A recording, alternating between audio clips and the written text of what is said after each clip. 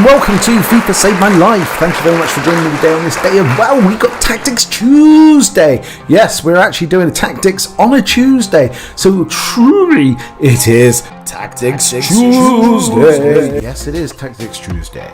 So, what tactics are we doing today? Well, I have been watching the esports finals and really enjoyed them, actually. I never watch them. I usually put them on in the background and wait to get a voucher or a card come through. That's the only reason I put them on. It's probably much the reason why you put them on is to get your little Twitch linked and get a voucher so you can open a pack. This time I actually started watching it and I was really interested in the different formations.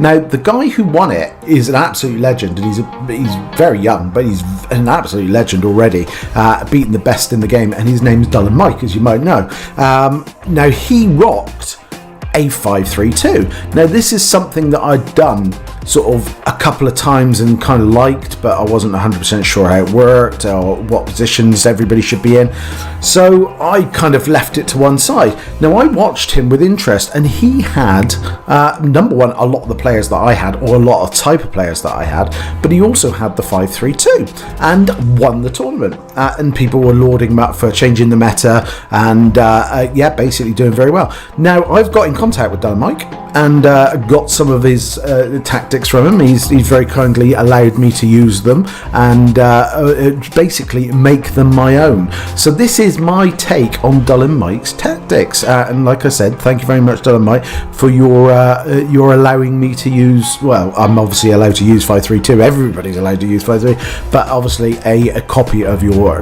tactics and how they work. So what I'm going to do is I'm going to talk through the tactics, I'm going to talk through how they work, and then I'm going to talk through the type of players that I have in there and why, so then you've got a full idea. Now, these tactics videos going down very well, and I would love to thank you to everybody, especially all the guys who have newly subscribed to us.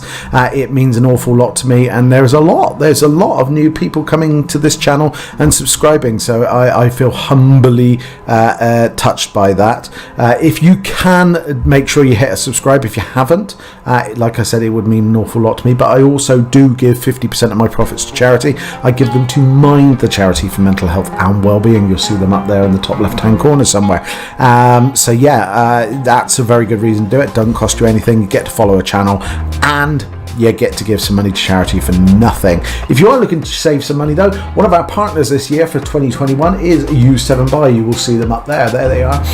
So U7Buy can give you coins. So if you've been buying packs like I have over Team of the Year and got absolutely nothing like I have over Team of the Year, then basically, instead of doing that, you can go to U7Buy, the website. The link is down below. If you go to that link, and follow that link and put in the code SAVE, that is SAVE. Number one, it tells them that you come from here. Number two, you get an extra 5% off. So you get an extra 5% off by doing that, and you can pick whatever amount of coins you want. They will do it, and it will be cheap, safe, and quick to your account. So there you go, guys. Can't say fairer than that.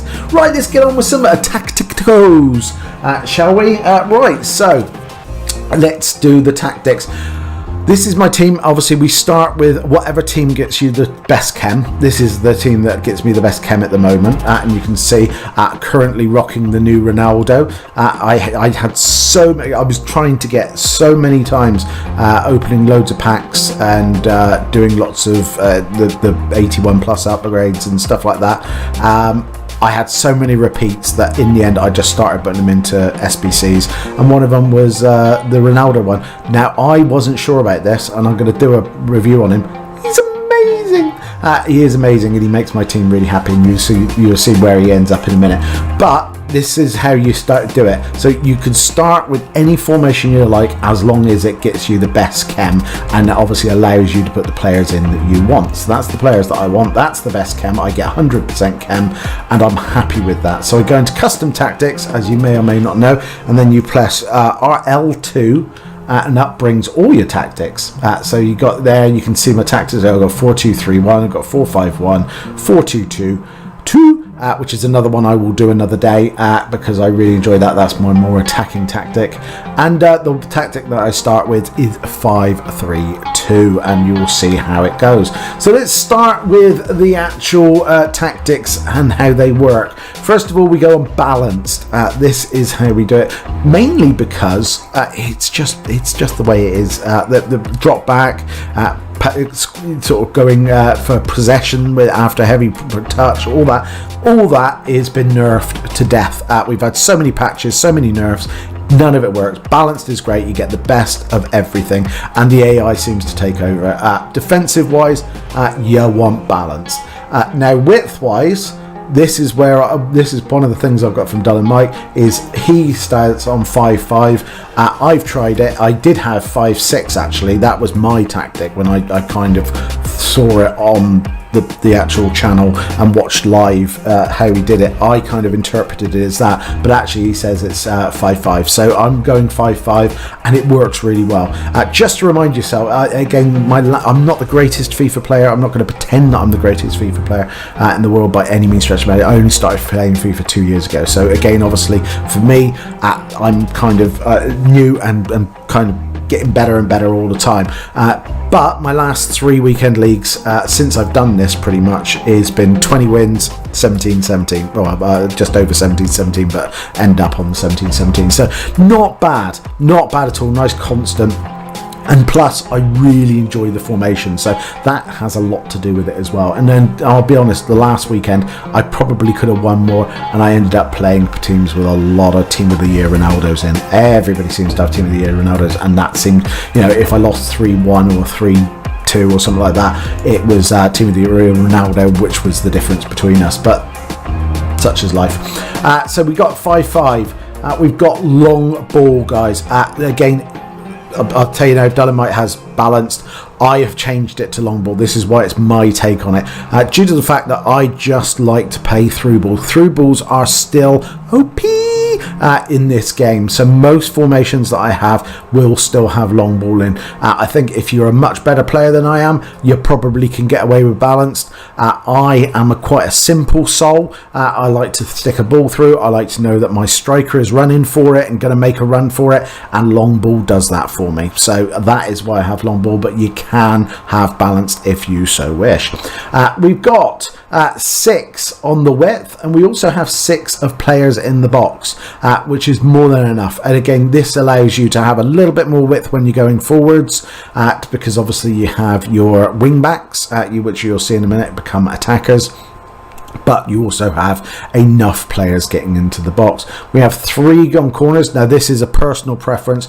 I actually score a lot from corners this year. Maldini scores. I've now got Ronaldo in there, so he scores. I've got a few players in there with a decent head on them. So corners I have at 3. You can have 2, 1, whatever. It doesn't change the formation. It is a personal choice, and the same with free kicks, guys. So this is how it is set up. Now, if you don't know how to set up, you have to you go onto the formation, which obviously is 5-3-2-1. 5-3-2-1. What the hell am I doing? 5-3-2, and you press triangle, and then you can move players around, as you can see. So the way my players are set up is I've obviously got Cruyff and Ronaldo up front. That is my 2 strikers, if you will. I have 3 midfielders, and this is the beauty of this formation, is the 3 midfielders. You get to do different things with these midfielders, and it allows you to have a real attacking defensive combo. It really is good. And you'll see there I've got Dybala on the left because he's a left footer. I've got Kante on the right, and I've got Cantona going through the middle. You can have that kind of combination. I personally, if I didn't have Dybala, I would have another holding midfielder on the left. Dybala does sit back, but I have him sitting back because he's number 1, amazing at free kicks, amazing at scoring from outside the box, so I don't have to get him into the box. And he's great at dribbling as well, so I can actually dribble with him up into the box himself, but I don't ask him to get in the box, as you'll see in a minute. We've got the back 4. We've got. I've moved my right back Nelson Semedo across into the back four, and I've got Maldini and Gomez in there as well. I've got Garrincha as one of my wingers as a wing back, because technically he is a winger, and obviously Adama Traore is made for this. He is my left wing back with obviously Nicky Pope in goal. So that is how I'm set up. Now again, obviously you can set up any way you want, but that is how I'm set up, and the reason being is you'll see when I'll explain as I do the instructions, but you'll see why each player is in the position they are. Now, let's start with the two strikers. We've got two different instructions on the two different strikers, so again this will relate to what kind of strikers you have up front and how you've adopted this. We have Cruyff up front. I have him on balanced and defensive balanced as well, due to the fact that he is very intelligent, but he's also kind of a false nine type of player anyway, so I let him make his mind up where he's going to be. The only thing I do ask him to do is get in behind, because I'm playing that long ball. I don't want him to be so far back that he's not going to be part of the play, because he's such a good shot on the ball, and he's so, you get a shot on goal in the goal, the chances are he's going to score it. So you want him in there. So getting behind is the only thing I have on Cruyff, because he is my floating striker, if you will. Cristiano Ronaldo, on the other hand, is my actual striker. He is my out-and-out goal scorer. So you'll see there I have stay central, because I want to know where he is. I have get in behind on him, same as I do with Cruyff, because again I want him in that box. But I also have stay forward, because again I want one outlet up there who I can trust. Now again, I can dribble with Ronaldo. He's great with his head. He's strong, he's tall, he's fast. So basically he is able to do a lot of things and hold up play for Cruyff to come in, Cantona, etc. So you'll see in a minute how that works. But that is the combination. That is why I have that two type of striker. If I was going to have another type of striker up there with instead of Ronaldo, it would be your Vardis and your people like that. Someone with a great shot who is an out and out goal scorer, if you like, where Cruyff is not your out and out goal scorer. Cruyff is your Ben Yedder type player or someone like that. So we've got Dybala, Cantona and Kante, as I said. Now, Dybala and Kante, I treat as basically holding midfielders, because it gives cover for the centre, because obviously we've got three centre-backs, not four centre-backs, we've got three centre defenders rather than four defenders, so these two cover, and like I said before, I picked Dybala due to the fact that he can do an awful lot more, and I've picked Kante because he's just amazing at holding and in midfield. So with Kante, I've got stay back while attacking. I've got a balanced cross run, because again I don't mind if he goes up a bit, because he's quite intelligent, but he's very defensive minded anyway. I have him on interceptions. Now interceptions wise with Kante, you can, because he's got such high stamina, you could put aggressive interceptions on there. That would work really well, and does work really well for someone like Kante, because obviously he's got such a high stamina. He can last all game on aggressive interceptions, and because he's so good at interceptions, as Martin Tyler will tell you, he will pick up the ball and stop it getting through to your three centre-backs a lot more. So if you do have a Kante, or if you have that Kante type player who is an out-and-out defender in midfield, that your Marquinhoses, if you like, and your Ndidis and stuff like that, then this guy, you could do aggressive interceptions and use him as a real sort of stopper before it gets through to the defence. So like I said, you've got stay back while attacking, you have balanced on crosses, you have aggressive interceptions, and you have stick to position and cover centre. All right, cover centre on this one. On Dybala, again, you've got stay back while attacking, get into the box. I have aggressive interceptions, because I usually take Dybala off in the second half and swap him around, but I use him heavily in the first half to sort of get an advantage. Again, with this one, you could quite easily swap and put him on normal interceptions if you want, if you have the same sort of setup. So you could have stay back while attacking, get into the box, normal interceptions, stick to position, and cover centre again in that one. Cantona is almost our third striker. So again, what I would say is he is, again, a Cruyff type striker, a Ben Yedder kind of striker, that kind of striker who is, sort of your dribbler, you come from deep kind of player. He becomes your third striker whilst also being your third midfielder. So I have get forward on him. I have get into the box for crosses because clearly you want him to be your third striker. You have stick to position and cover centre again. So then you can see him. You can see where Cruyff is. You can see Ronaldo. And the idea is Cantona splits him up the middle and goes in, and he becomes the shock factor. He becomes the guy who runs in last minute and scores a goal from the edge of the area because he's coming from deep. While people are focused, the team is basically focused on trying to mark Cruyff and Ronaldo, if you like. That will give you a good shock factor whilst also giving you some ammunition, and that is why back here we have 6 players in the box to help push Cantona into that box. We then have our 2 wing backs. So 2 wing backs, exactly the same. And like I said, I've got Adama and Garrincha because they're both technically wingers anyway. So I have them on join in the attack, normal interceptions and mixed attack, mainly because I don't mind if they do an overlap. If Ronaldo floats out or Cruyff floats out, they can do an overlap, or they can go inverted and go inside. If Kante's sort of staying back, they can go inside. So kind of leave it up to them. Again, trust the AI to a certain degree. Don't touch the defenders. I don't touch the defenders at all.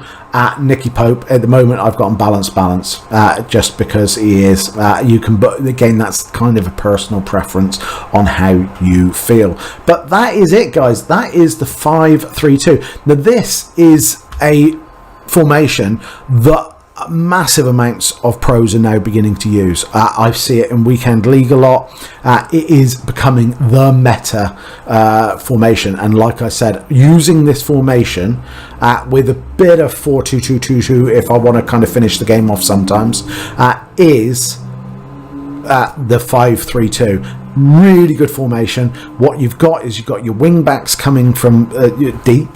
So again, if we have a quick look at this, just so you can see it visually, just so you can understand exactly where we're going with this and how it's working.